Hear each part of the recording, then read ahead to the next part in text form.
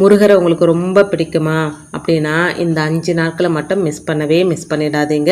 முருகப்பெருமான் நம்ம வேண்டினதை எல்லாமே அப்படியே கொடுப்பாருங்க. கார்த்திகை பெண்களால் வளர்க்கப்பட்டதுனால கார்த்திகை நட்சத்திரம் முருகப்பெருமானுக்குரிய நட்சத்திரம். அதே போல் கார்த்திகை மாதமும் முருக வழிபாட்டுக்குரிய மாதம்.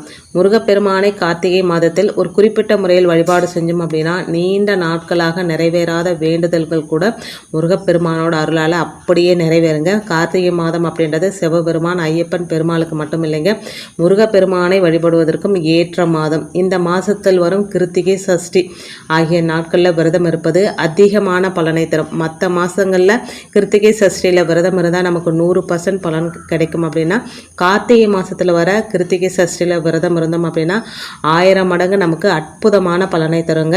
வருஷத்தில் சில குறிப்பிட்ட நாட்களை மட்டும் மிகவும் சக்தி வாய்ந்த நாட்களாக சொல்கிறாங்க. அந்த நாட்களை ஒரு குறிப்பிட்ட முறையில் வழிபாடு செஞ்சோம் அப்படின்னா நாம் கேட்கும் வரங்கள் அப்படி இல்லைன்னா நம்மளுடைய வேண்டுதல்கள் அப்படியே நிறைவேறும் அப்படின்னு சொல்லப்படுதுங்க. அப்படி இந்த வருஷத்தில் வர மிகவும் சக்தி வாய்ந்த நாட்களில் ஒன்று தான் நவம்பர் 22ஆம் தேதி முதல் நவம்பர் 26ஆம் தேதி வரையிலான 5 நாட்கள். இந்த 5 நாட்களும் முருகப்பெருமானை முறையாக வழிபாடு செஞ்சோம் அப்படின்னா நம்மளுடைய வேண்டுதல்கள் அப்படியே நிறைவேறும் அப்படின்றத நம்பிக்கைங்க. அந்த வகையில் கார்த்திகை மாதத்தில் வரும் வளர்பிறை சஷ்டி மற்றும் அதற்கு முந்தைய 4 நாட்களும் மிகவும் சக்தி வாய்ந்தவையாக சொல்லப்படுதுங்க. இந்த 5 நாட்களும் முருகப்பெருமானிடம் என்ன வேண்டினாலும் அது கண்டிப்பாக நடக்குங்க. இது பிரபஞ்ச சக்திகள் அதிகரிக்கும் நாட்களாகவும் சொல்லப்படுதுங்க. முருகனோட அருளால் வேண்டியது நடக்க இந்த 5 நாட்களும் நான் என்ன செய்யணும் அப்படின்றத தெரிஞ்சுக்கலாங்க.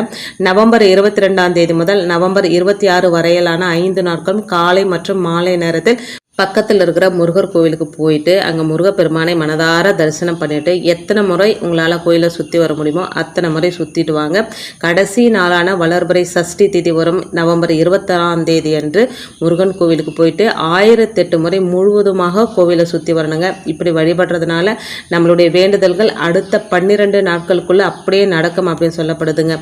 முருகரோட கோயிலை சுற்றி வரும்போது முருகப்பெருமானுக்குரிய மந்திரங்களையோ கந்தசஷ்டி கவசம் திருப்புகள் போன்ற பாடல்களையோ மீண்டும் சொல்றதுனால அதனோட ஆற்றல்கள் மிக வேகமாக பரவி முருகப்பெருமானோட அருளை ஈர்க்குங்க. வருஷத்துக்கு ஒரு முறை மட்டுமே இது போன்ற அற்புத சக்தி வாய்ந்த நாட்கள் வரும். பல நாட்களாக வேண்டுதல் நிறைவேறாதவங்க இந்த 5 நாட்களையும் தவற விடாம முருகப்பெருமானை விரதம் இருந்து வழிபடுறதுனால முருகப்பெருமான் அவங்களுடைய வேண்டுதல்களை நிறைவேற்றி வைப்பார். முடிஞ்சா தினமுமே 1 மணி நேரம் மௌன விரதம் இருக்கலாங்க.